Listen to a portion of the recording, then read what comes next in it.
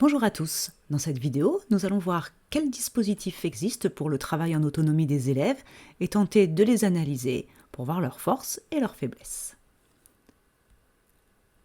En premier lieu, il existe les fichiers et les exercices. Ceux-là peuvent prendre des supports variés. Par exemple, ça peut être des fiches photocopiables, de formes ludiques comme des coloriages codés.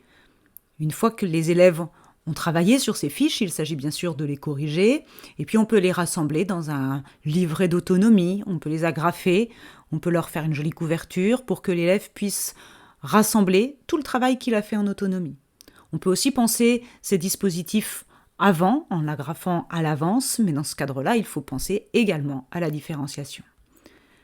La différenciation peut exister aussi parce que ces fiches peuvent être différenciées, ici sous forme de ceinture, chaque élève prenant la fiche correspondant au niveau auquel il en est.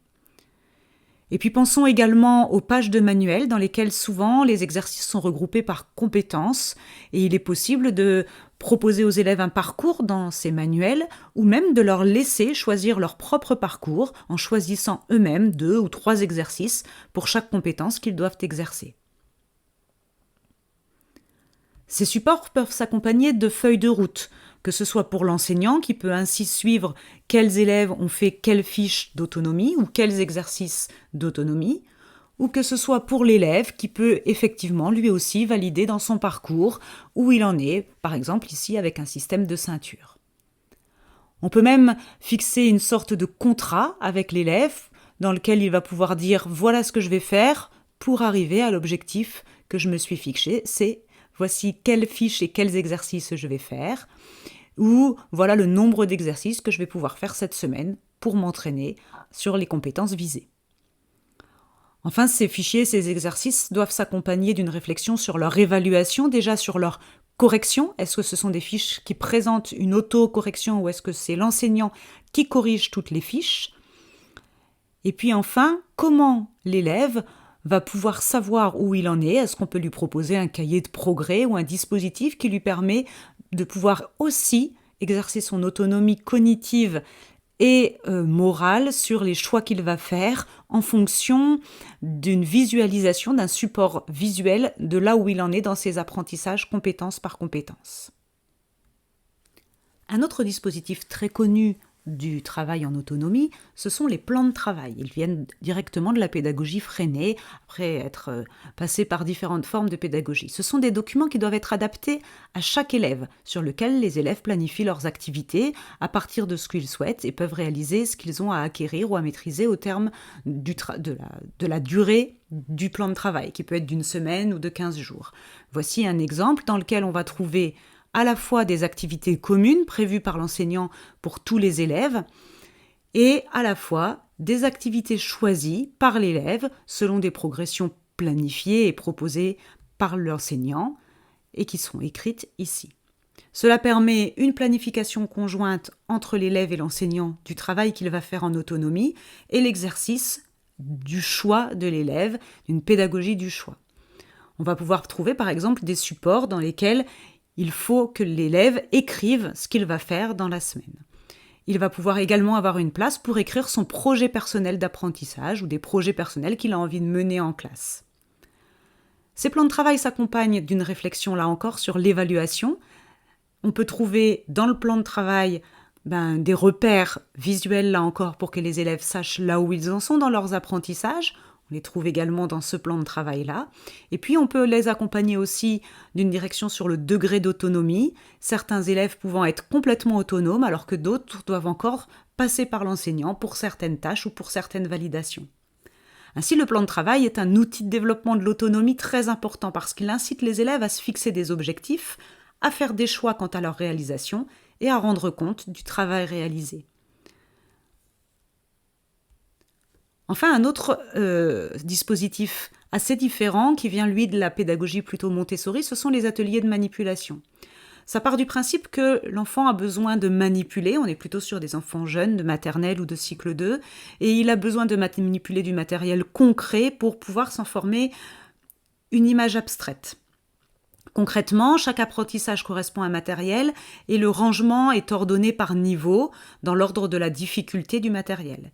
Ainsi, l'enfant qui va pouvoir choisir avec ses critères de libre choix, c'est-à-dire qu'il choisit en fonction de son besoin d'apprendre, de là où il en est, des ateliers qu'il a vus avec l'enseignant, et un atelier qui ne soit pas déjà pris par un autre enfant. S'il a terminé et qu'il veut apprendre à utiliser un nouveau matériel, il faut qu'il demande ou il faut qu'il attende que l'enseignant lui explique la suite. Comme nous l'avons vu tout à l'heure, il est important de faire le lien entre ce qui est appris avec l'enseignant et ce qui est appris en autonomie. Enfin, ce matériel est souvent autocorrectif, on peut même avoir un enregistrement des consignes pour que l'élève puisse réellement progresser à son rythme en prenant le temps qu'il estime nécessaire sur chaque activité et sans avoir besoin de revenir vers l'enseignante.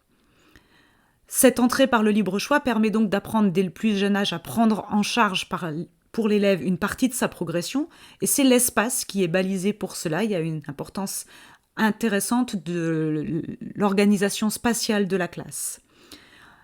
Un écueil serait de penser que l'enfant est complètement libre et il n'est pas question de lui dire « fais ce que tu veux ».